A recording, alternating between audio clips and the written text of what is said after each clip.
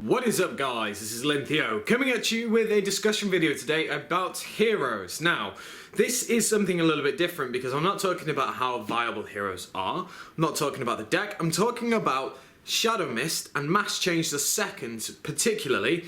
And are they becoming the new splashable engine like Artifacts did? Now, if you don't know what I mean, when you look at things like Artifacts, how they had the Sanctums and the Moral Tax, they were a very splashable engine because they just worked really well together. The Sanctum, if you MST'd it, you would get to destroy something, and then with the Moral Tax, obviously when you summon them, you'd be able to actually blow something up, and even if it did get MST'd, then, well, you would just get it back in your opponent's turn. It was just a great thing to tech in. Now, a lot of people have started to put in Mass Change 2 and Shadow Mist, but even just Mass Change 2 on its own into their deck, so they can have access to Dark Law, Acid, Koga, so on and so forth. I think it's actually really interesting because it just shows how powerful those masked heroes are. Now, if you are running a Dark deck, for example, then you have access to Dark Law, and Dark Law is an incredibly good card. It really hurts a lot of the meta decks. For example, Burning Abyss get really hurt by it. If you look at all the different decks that we have around, we have Quillforce that are kind of Earths mainly, I think,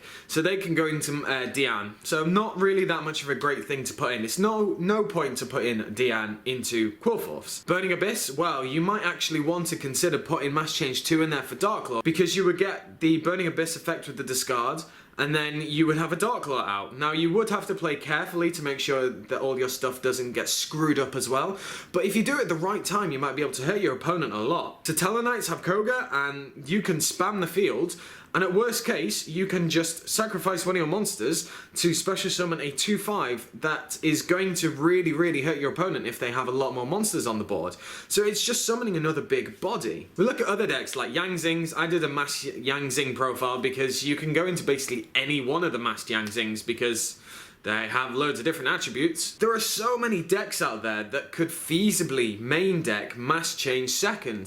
And I think it's quite an interesting one because there is no real downside to it, if I really think about it.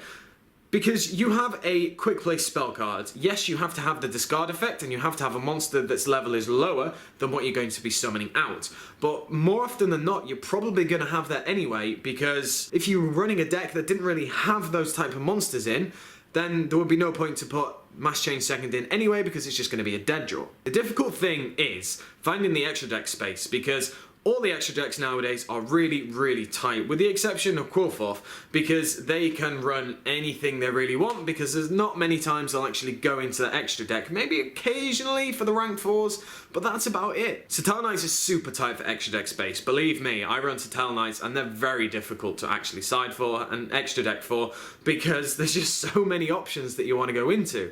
And the same with Burning Abyss. While it might be a little bit easier because your only really main core ones are going to be the 3 Dante, the 1 Virgil, maybe the second one if you so wish, with the Acid Golem for the backup, there are so many different things in there that you could change around. It's kind of about how you play the game and how your deck kind of works, because if you get screwed over by your own masked effects, then there's no real point playing it.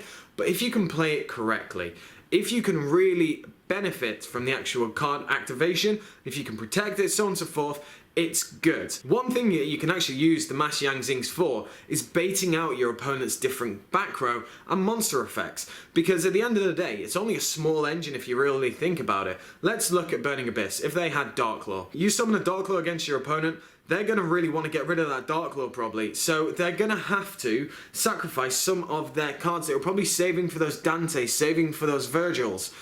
It just means that it's starting to free up some more space for you to push through, and it puts your opponent under a lot of pressure, in my opinion, as well. I've seen it happen, and I know that it happens because I do it with Yang Zings.